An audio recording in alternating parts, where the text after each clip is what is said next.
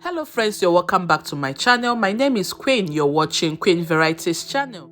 Variety is the spice of life, isn't it? Yes, in today's episode, I'll be sharing with you a very simple and easy recipe on how to make eba, and that type of fufu which is enjoyed in Nigeria or any other West African or African country. Don't forget to like and subscribe to my channel, share my video with your friends and loved ones. Also, turn on your bell notifications for instant alerts anytime I upload any video.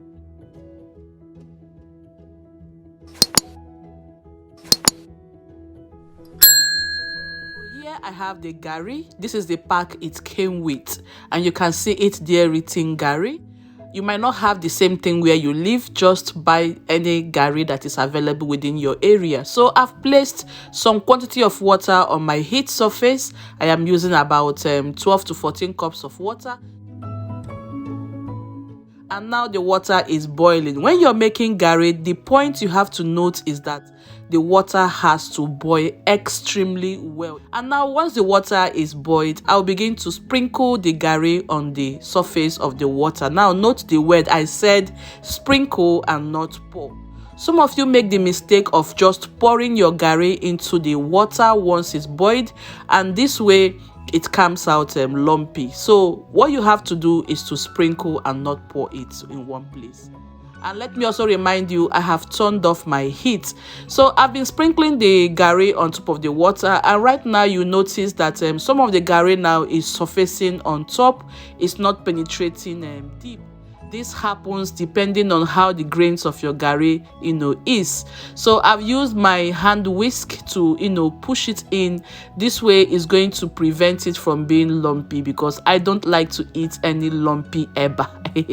Yes, so lumpy eba is forbidden.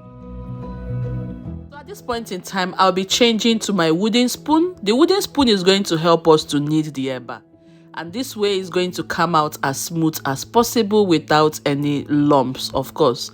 Yes, so notice I did not pour my dry gari powder into the pot to become too dry. You can see that the gari is still a little bit moist.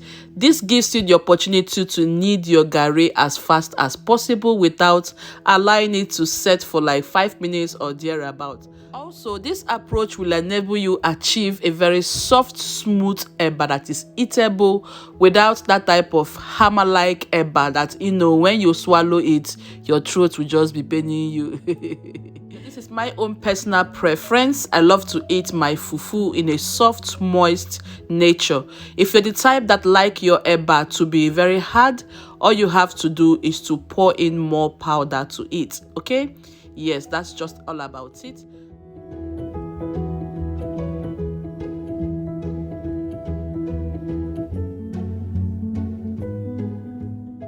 Alright, my beautiful friends, so about 2 to 3 minutes later, the eba is ready. You can see how soft it is. You don't want it to be too hard in the pot, because when you set it off, it's going to harden up more. And you can see how smooth it is. There is no lumps in it.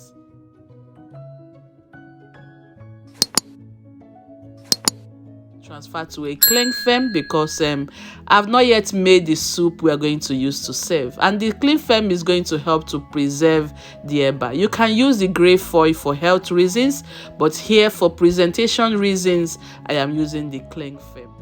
Serve this with egusi soup. As you can see, I'll be using egusi soup to enjoy this. Yes, at the same time you can enjoy with okra soup, any sauce soup of your choice. It can go perfectly.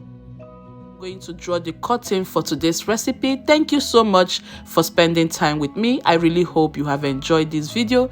If you have, kindly like, share this video with your friends and loved ones. Also, stay subscribed on my channel, my lovely friends. So here we are completely done. My soup is now ready. I have served with the eba. I made a lazy emergency egusi soup video. Would you like to have the recipe? Drop your comment for me at the comment section. Remember, variety is the spice of life. Stay blessed and loved. Until I see you soon, God bless you. Bye for now.